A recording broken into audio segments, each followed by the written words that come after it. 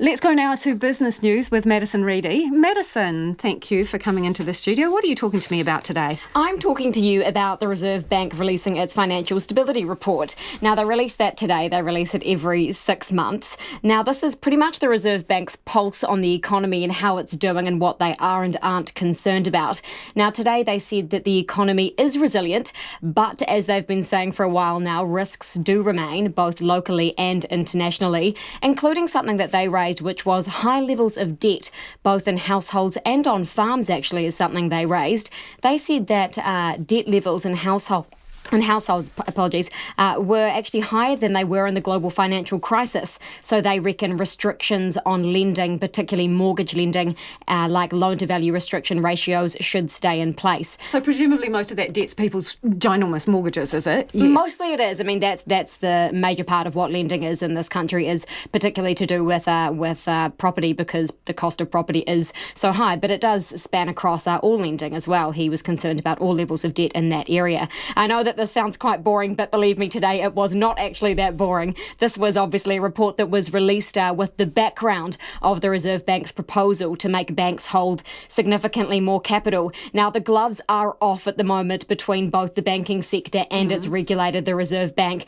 Banks have said that they reckon such a proposal would cost the economy $1.8 billion a year, and they say that they need a cost-benefit analysis from the Reserve Bank before it goes ahead with this. Now, in addressing all of that today, the Governor, Adrian Orr, he called those assumptions and said that assumptions made by those with, quote, vested interests are astounding and interesting. Now, he said that... Those are fighting words, aren't they? You don't usually see this kind of public kind of to and fro. He pulled no punches on this today, and obviously he has been asked about this at length. I mean, particularly journalists have thrown a lot of questions at him about this, so he seems to be getting a little bit sick of it.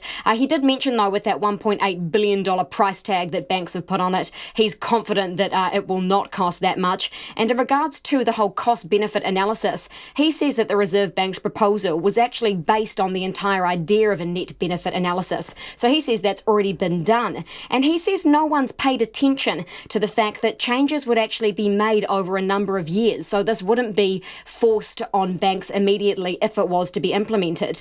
Now, also when he wound up this press conference in Wellington this afternoon, he said that journos, in fact, journalists themselves, he said, sorry, we call ourselves journos behind the scenes, don't we? And he said that journalists themselves should be careful to report the facts on this issue. He's blatantly sick, as I said, of being asked these questions, and he's sick of having to defend and justify its reasons for it. And he had something to say about insurers today as well, did he? He did. So all of the attention seems to have been on banks, but he also took aim at the insurance industry today. He made a bit of noise about climate change and how that has changed insurance pricing in New Zealand of late. So we should expect to see attention shift from banks to the insurance sector pretty soon. So Adrian Orr, the Governor, says that he wants to ensure that not just banks but also insurers are well capitalised. And he mentioned that it might look soon to increase the amount of buffer that insurance companies have to hold or already do hold above their solvency requirements. Now, in regards to risk-based pricing, which almost all insurance companies are doing now, which is where they have hiked premiums where in places where environmental risks are more likely, like earthquakes and floods. In regards to that, he says that he wants to have a look at what's happening there in regards to pricing and ensure that wherever there's hikes in regards to premiums, that there's also drops in premiums in less risky areas. So he wants to make sure that is actually coming to a benefit for some too. And he also said that there's not enough competition in this sector. And that was quite a surprising statement from him. I put that to their Insurance Council Chief Executive Tim Grafton, and he says that there is sufficient competition in this sector, as you would expect him to defend his industry. But he actually says he wasn't surprised that insurers are next in line for Reserve Bank scrutiny. He says, though, insurers here are well capitalised and that they can cover the cost of major events like earthquakes or floods as they have in the past.